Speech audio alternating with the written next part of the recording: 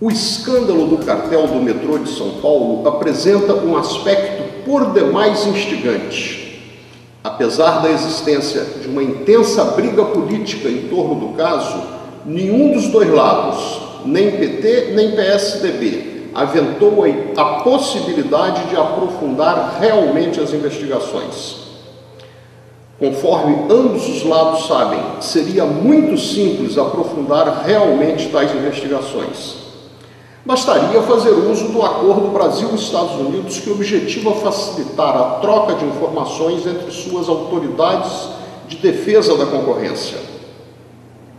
Nenhum dos dois lados ousará dizer que desconhece o seguinte: no artigo 2 de tal acordo, uma parte se compromete a notificar a outra sobre investigações que estiver realizando contra um cartel, cujos integrantes também atuem na outra parte.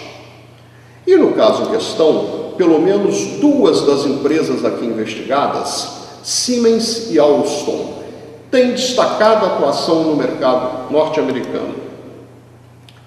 Torna-se importante salientar que o uso de referido acordo, além de aprofundar as investigações, trará um benefício adicional de inestimável valor para o Brasil. Demonstrará às empresas transnacionais que atuam nos dois países signatários que, se elas forem aqui investigadas por formação de cartel, certamente também serão investigadas pelo mesmo crime nos Estados Unidos.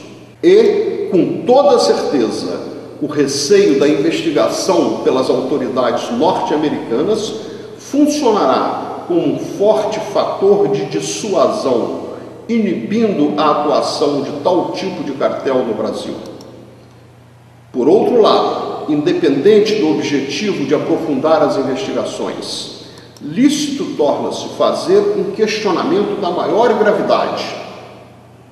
Não estará o Brasil deliberadamente descumprindo o referido acordo caso deixe de notificar os Estados Unidos sobre as investigações aqui realizadas contra o cartel do metrô de São Paulo? Caso o Brasil não esteja descumprindo o acordo, menos mal. Nessa hipótese, o fato de não notificar será somente uma excessiva cegueira jurídica, altamente prejudicial ao consumidor brasileiro. Na prática, ao não notificar os Estados Unidos, nossas autoridades estarão evitando que empresas suspeitas de lesar o nosso país sejam investigadas pelas autoridades norte-americanas. O que é certo é que, mesmo não sendo obrigado a notificar, o Brasil não está proibido de notificar seu parceiro no acordo. Só deixa de fazê-lo por simples e exclusiva vontade política, para a grande alegria dos criminosos que atuam no ramo. A propósito, quem acompanha a atuação de cartéis no Brasil sabe que, tão logo entrou em vigor no ano de 2003, o acordo passou a ser considerado a maior esperança para inibir a atuação dos cartéis internacionais que exploravam o consumidor brasileiro. Sabe também que, além de seu real valor, o acordo continha um inestimável valor psicológico, decorrente de seu principal objetivo, a facilitação da troca de informações entre as autoridades de defesa de concorrência dos dois países.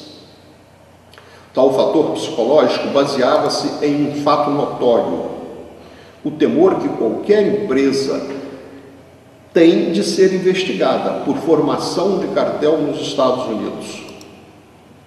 Considerando esse fato, esperava-se que, para evitar uma investigação por formação de cartel em território norte-americano, as transnacionais ordenassem às suas controladas brasileiras que se abstivessem de tal prática aqui. Esperava-se isso com toda a razão, pois não há como desconhecer a seguinte realidade: os criminosos reduzem sua atuação à medida que são agravadas as consequências sobre seus atos. E os criminosos, principalmente os criminosos de colarinho branco, sabem muito bem sopesar custos e benefícios. Portanto, o acordo era uma forte arma no combate a cartéis. Conforme consta no mesmo, as investigações sobre cartéis devem ser notificadas em duas hipóteses. Ou se forem consideradas relevantes para as atividades da outra parte, ou, mesmo não sendo consideradas relevantes, se forem realizadas no território da outra parte. Porém, apareceu um complicador: as desencontradas interpretações feitas por nossos operadores de direito sobre o compromisso de notificar previsto no artigo 2 de referido acordo. Tais desencontradas interpretações serão comentadas a seguir. Há 9 anos, em 30 de novembro de 2004, denunciei ao representante do Ministério Público junto ao Conselho Administrativo de Defesa Econômica, CAD, Procurador da República Moacir Guimarães Moraes Filho, o provável descumprimento por nosso país do Acordo Brasil-Estados Unidos que objetiva combater cartéis internacionais. Em minha denúncia, citei 2 investigações que provavelmente deveriam ser notificadas às autoridades norte-americanas em cumprimento a citado acordo. Coincidentemente, as 2 investigações eram contra o cartel formado por transnacionais que, além de dominar o mercado brasileiro de gases medicinais e industriais, também dominavam o mercado norte-americano, o chamado cartel do oxigênio.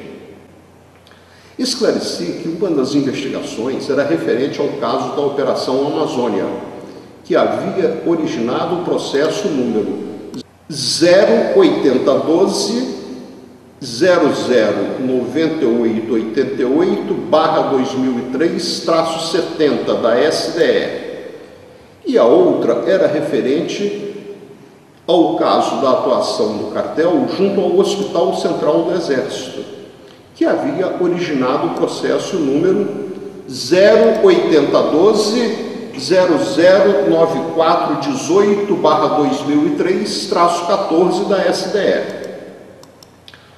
O representante do MPF junto ao CAD, cujo mandato estava se expirando, encaminhou o assunto para a Procuradoria da República no Distrito Federal, onde foi instaurado o procedimento administrativo número 1.16.00.002028/20 04-06. Cerca de 4 anos depois de minha denúncia, em 8 de setembro de 2008, o relator, Procurador da República Pedro Nicolau Moura Sacco, decidiu pela não notificação aos Estados Unidos e pelo arquivamento do procedimento administrativo que havia sido originado da denúncia por mim formulada. Foi a seguinte a interpretação do relator Pedro Nicolau: o tratado apenas obriga as partes soberanas a notificarem uma à outra a respeito de investigações que coletem indícios de que os cartéis apurados também atuam no território da contraparte. Inconformado com tal interpretação, que, antes de tudo, menospreza a inteligência de nossos escroques, ao imaginar que eles deixariam, em uma investigação aqui realizada, pistas sobre sua atuação no território norte-americano. Apresentei recurso contra a decisão de arquivamento à Terceira Câmara de Coordenação e Revisão do Ministério Público Federal. Não obtive êxito em meu recurso. Em 22 de fevereiro de 2010, o relator Paulo de Tarso Braz Lucas, entendendo que não merecia reparos o despacho do procurador Pedro Nicolau, votou pela homologação do arquivamento, o que foi concretizado. Nesta altura, abro um parênteses para fazer um exercício de imaginação. Considerando que o MPF interpretou que o Brasil estava dispensado de notificar as autoridades norte-americanas sobre o cartel do oxigênio, devido ao fato de não terem sido coletados dentro das investigações aqui realizadas, indícios da atuação do cartel nos Estados Unidos, imaginemos os seguintes prováveis acontecimentos. Imaginemos que, nos dias atuais, os Estados Unidos estejam investigando a empresa Alstom por formação de cartel no seu território. Imaginemos também que, nessa investigação, tenha sido descoberto todo o modus operandi de tal cartel, inclusive a maneira de se pagar propinas a políticos. Imaginemos ainda que nas investigações não tenha sido coletado nenhuma pista sobre a atuação da Alstom no Brasil. Imaginemos, por fim, que, assim como todo o resto do mundo, as autoridades norte-americanas tenham tomado conhecimento do escândalo do cartel do metrô de São Paulo pela mídia. Depois dessa série de imaginemos, vem a incômoda pergunta: deveriam as autoridades norte-americanas cooperar com as autoridades brasileiras ou recusar a passar as informações que tivessem sobre a maneira como a Alstom corrompe políticos? Afinal, assim como nas investigações aqui realizadas, nossas autoridades não coletaram indícios da atuação dos Estados Unidos dos integrantes do cartel do oxigênio. Na hipotética investigação lá realizada, nossos parceiros não coletaram indícios da atuação da Alstom no Brasil. Naturalmente, fiquei inconformado com a interpretação dada em duas instâncias pelo MPF aos termos do acordo. Em meu modesto entendimento, a exigência de se coletar, dentro da própria investigação, indícios da prática de cartel nos Estados Unidos deprecia de maneira preocupante a inteligência dos escroques que operam esses cartéis. Seria conveniente que nossas autoridades se convencessem que estão lidando com competentes criminosos do colarinho branco que não vão deixar pistas de sua atuação em outros países para nossos Sherlocks coletarem.